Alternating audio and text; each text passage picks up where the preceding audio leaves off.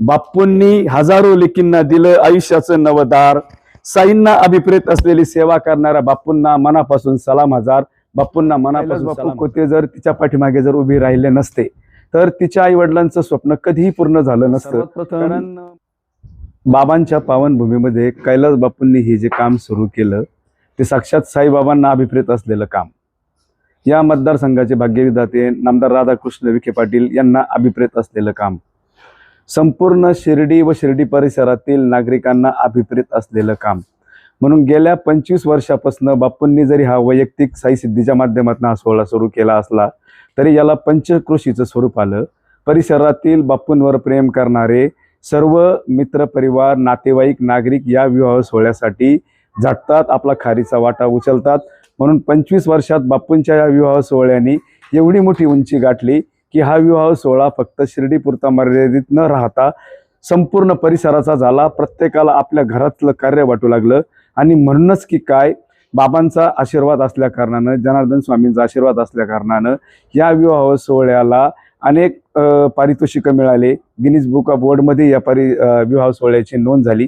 आणि सर्वात महत्त्वाचं, या विवाह सोहळ्याचे प्रणेते या सर्व मुलींचे पिता कैलास बापू कोते यांना खूप मोठा आशीर्वाद या विवाह सोहळ्याच्या माध्यमातून मिळाला.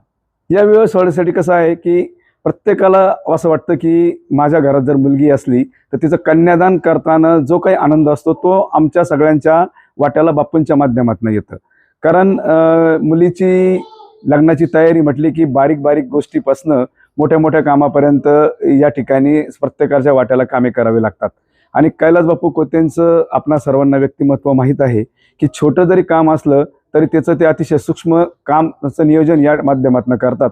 आणि मग सामुदायिक विवाह सोहळ्याचं जर एवढं मोठं काम असेल तर बापू त्या ठिकाणी वऱ्हाडी मंडळी येण्यापासून तर वधूवरांचं शुभमंगल झाल्यानंतर वऱ्हाडी मंडळी जाण्यापर्यंत मध्ये जे काही जेवढे सोपस्कार आहेत ते सर्व या आमच्या मित्रपरिवाराच्या माध्यमातून पूर्ण करतात.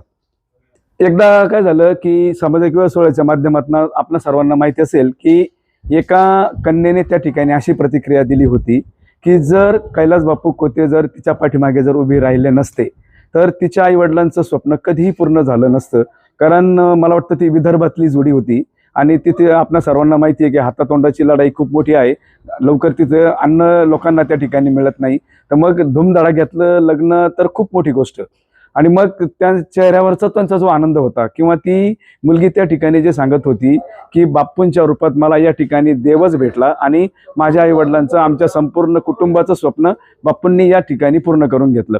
म्हणजे या निमित्तानं या माध्यमातून मला हेच सांगायचं की बापूंनी या ठिकाणी 2,500-3,000 हजार मुलींचे जे विवाह संपन्न केले तर त्या ठिकाणी प्रत्येक मुलीच्या जीवनात आनंद, जास्तीत जास्त आनंद कसा फुलेल आणि त्यांचं स्वप्न कसं पूर्ण होईल या ठिकाणी बापूंनी या प्रयत्न केलेले आहेत. डहाळे जेवणाचं विशेष मी असं सांगेल की लग्न दुसऱ्या दिवशी असतं, त्या ठिकाणी विवाहबद्ध होणार असते जोडी, परंतु आदल्या दिवशी मांडळ डहाळे जेवणामध्ये शिर्डीकरांची रंगते शाल जोडी.